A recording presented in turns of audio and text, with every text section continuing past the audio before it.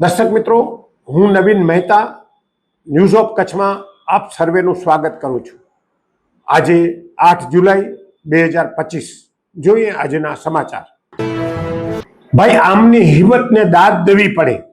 કચ્છના કંડલા બંદરેથી ભારે વરસાદને કારણે 10 ઊંટ તણાયા, પણ આ ઊંટોએ હિંમત હાર્યા વગર સતત સ્વિમિંગ કર્યું, તરતા રહ્યા અને દ્વારકાના વાડીના બંદર સુધી પહોંચ્યા। કચ્છના આ ખારાઈ ઊંટે 92 કિલોમીટરનો રસ્તો સતત તરીને કાપ્યો અને બચી ગયા। જુઓ કહાની।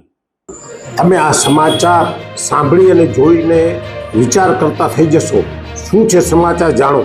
થોડા સમયથી કચ્છ જિલ્લામાં મેઘરાજાએ ધડબડાટી બોલાવી હતી। આ વચ્ચે આશ્ચર્યજનક ઘટના સામે આવી છે। કચ્છના દરિયાકાંઠેથી સ્વિમિંગ કરીને 10 જેટલા ઊંટ દ્વારકાના દરિયાકાંઠે પહોંચ્યા હતા। આ ઘટનાનો વિડીયો પણ સામે આવ્યો છે। મહત્વનું એ છે કે ખારાઈ ઊંટ એશિયામાં એકમાત્ર પાણીમાં તરી શકતી ઊંટની આ પ્રજાતિ છે। તમામ ઊંટ સહી સલામત બહાર આવ્યા છે।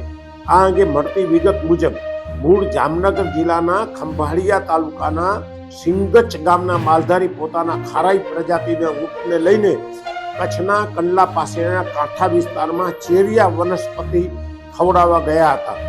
આ દરમિયાન ભારે વરસાદને કારણે 10 જેટલા ઊંટ દરિયામાં તણાઈ ગયા હતા। તેઓ તરીને દ્વારકાના વાડીનાર પોર્ટ ઉપર પહોંચ્યા હતા, જ્યાં વાડીનાર પોલીસે તમામ ઊંટોનું રેસ્ક્યુ કર્યું હતું અને તમામ ઊંટોને સલામત રીતે બહાર કાઢ્યા હતા। બાદ હવે એમના માલિકને સોંપણી કરવાની કામગીરી હાથ ધરાઈ છે। મહત્વનું એ છે કે આટલું લાંબુ અંતર કાપ્યા બાદ પણ તમામ ઊંટો સહી સલામત છે। મૂળ કચ્છના ખારાઈ ઊંટ એશિયાની એક એવી પ્રજાતિ છે જે પાણીમાં તરી શકે છે, જે પોતાનો ચારો ચરવા માટે દરિયામાં જાય છે અને ચેરના વૃક્ષનો ચારો ચરે છે। કચ્છના ભચાઉ તાલુકાના ચિરેથી વોન, જંગી, આંબલિયાર અને સુરજબારી સુધી દરિયાઈ ખાડીના વિસ્તારમાં ઊંટની પ્રજાતિ જોવા મળે છે। ભારત સરકાર દ્વારા 2016માં ઊંટની આ પ્રજાતિને રાષ્ટ્રીય માન્યતા મળી ચૂકી છે। આ ઘટના અસામાન્ય કહી શકાય। આ બાબતે ભચાઉ તાલુકાના જંગી ગામના માલધારી ભીખાભાઈ રબારીએ જણાવ્યું હતું કે ખારાઈ ઊંટ દરિયાની ખાડી વિસ્તારમાં અને છીછરા પાણીમાં તરી શકે છે, ત્યારે કચ્છથી દ્વારકા સુધી દરિયામાં તરીને સહી સલામત પહોંચ્યા। આ ઘટના અસામાન્ય કહી શકાય એમ છે। સોફ Kutch power by Opal electronics, LG best shop, Vijaynagar road Bhuj, Rambagh road Adipur.